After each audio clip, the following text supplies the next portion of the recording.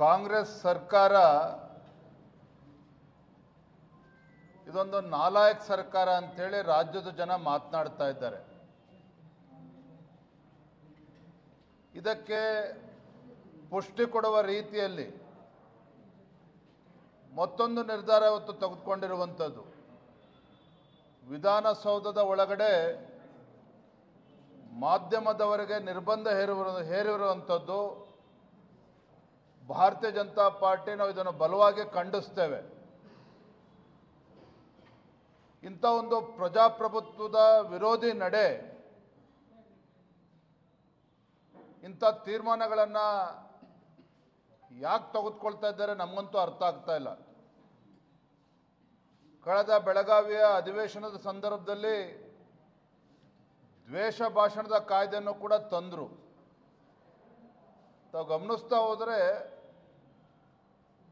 ಈ ಸರ್ಕಾರ ಒಂದೊಂದು ನಿರ್ಣಯವೂ ಕೂಡ ಪ್ರಜಾಪ್ರಭುತ್ವವನ್ನು ಅಣುಕಿಸುವ ರೀತಿಯಲ್ಲಿ ಈ ರೀತಿ ನಿರ್ಧಾರವನ್ನು ಕೈಗೊಳ್ತಾ ಇರ್ತಕ್ಕಂಥದ್ದು ಖಂಡಿತ ಸರಿಯಲ್ಲ.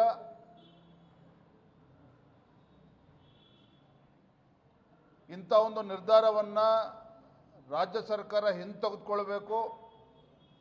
ಮಾಧ್ಯಮಗಳ ಮೇಲೆ ಈ ರೀತಿ ನಿರ್ಬಂಧ ಹೇರುವುದನ್ನು ನಾವು ಖಂಡಿತ ಇದನ್ನು ಒಪ್ಪೋದಕ್ಕೆ ಸಾಧ್ಯ ಇಲ್ಲ. ಪ್ರಜಾಪ್ರಭುತ್ವ ವಿರೋಧಿ ನಡೆ ಅನ್ನೋದನ್ನು ಮತ್ತೊಮ್ಮೆ ನಾನು ಈ ಸಂದರ್ಭದಲ್ಲಿ ಹೇಳೋದಕ್ಕೆ ಇಚ್ಛೆಪಡ್ತೇನೆ. ಪಾಕಿಸ್ತಾನ್ ಜಿಂದಾಬಾದ್ ಅಂತೇಳಿ